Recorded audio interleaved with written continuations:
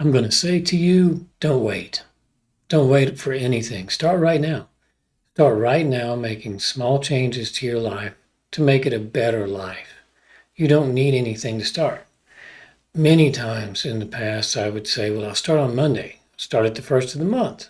Start at the first of the year. That's a popular one. I'll start when I get this thing or that thing. Or I'll start when I finish this project or that project. Or I'll start when this is done. Don't do that. Don't do that. Just start some little change today. You don't need anything. You don't need permission. You don't need validation. Those are my rallying calls. You can start today making positive changes in your life that you'll look back on in a month and say, wow, that is so cool. So cool that I started that.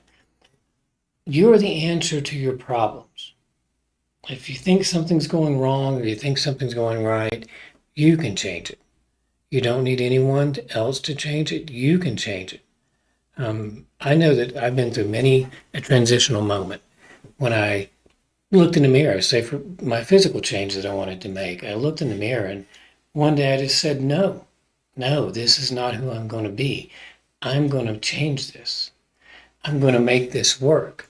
And I didn't have any gym membership, didn't have any equipment, didn't have an idea really where I was going to start, but I started. And I started with walking because that's the easiest thing to do to make a physical change is movement.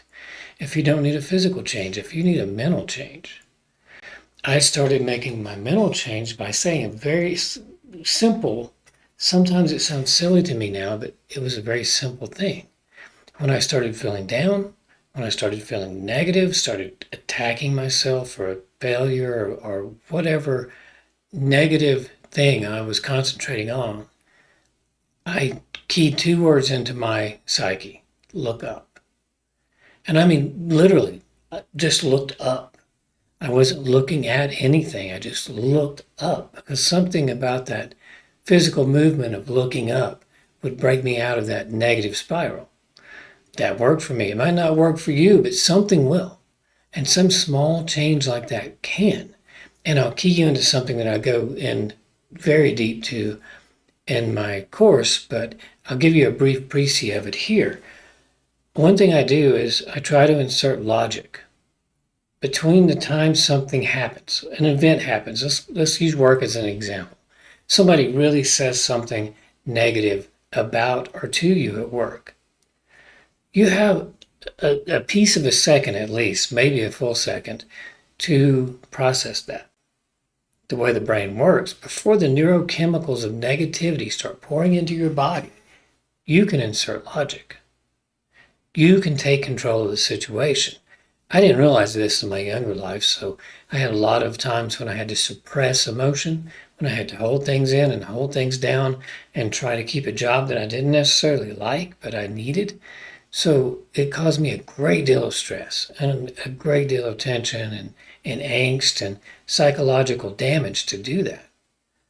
But, in my late 30s, early 40s, I think, is when I started learning enough about how the neurological systems work, that when you have a stimulus, the only thing we have to fight that stimulus or to react to it is an antiquated evolutionary chemical system that's not quite adequate for a modern lifestyle.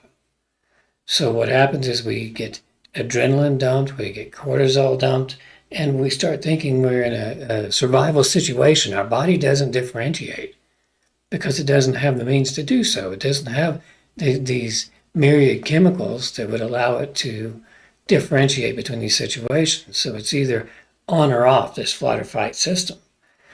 But I did find that if you can insert logic, and that logic might be somebody says to you, well, your presentation really sucked. That's going to hurt. It's going to hit hard. It's going to have emotional impact. But if you learn the technique I'm talking about, and you can throw some logic in there and say, this person is wrong, or this person is overreacting, or I can take this as constructive criticism even. And then you add a couple of those together. So you put the logic in there and you take a deep breath and you don't trigger that fight or flight response. That doesn't mean you let people walk all over you. You can say in the immediate next breath that I think you're wrong. I need to see some evidence that your point is correct. You need to show me why this was bad. And those are the conversations you can have. It'll also allow you to remember in that moment, not the emotions, not the anger, not the, I want to choke this person out. You're going to have the ability to go back and find the facts that say, no, I mean, everybody was positive about this presentation. It's not negative. Or another situation that you're in, whatever it is. Bring the facts forward. Because one thing you can't fight is the facts. Have the receipts. Take it to the person in a factual way. This is not the situation. As you're saying it, it's not true. So think about that. Make a small change. And your small change might be something very, very easy. You might decide to quit watching a series that you're really into. Now, you might decide that because you ask yourself, what is this really giving me as far as value? And how is this helping me reach my goals? I'm not telling you to go out and quit watching all the TV and movies. I watch a lot of movies. I enjoy them. My wife and I have a wonderful time watching movies. But you might decide, and I have before, that this media, whatever I'm doing right now with my time, is not bringing me closer to my goals. Even if it's a book you're reading that's entertaining, but you're thinking maybe I could spend this time reading something that will help me get closer to my goals. It might give me an idea that'll help me get there. Believe me, if you do this, if you start making those small changes and you do it immediately and you do it now, in a week, you'll be thanking yourself. In 2 weeks, you'll be impressed with yourself. In 6 months, you'll be a different person. So just think about that. Don't wait to start. Don't choose to procrastinate by way of somebody else's limitation on you, or you think you need a gym, or you think you need weights, or you think you need something to start, or you think you need a new job before you can start changing your mindset. You don't need any of that.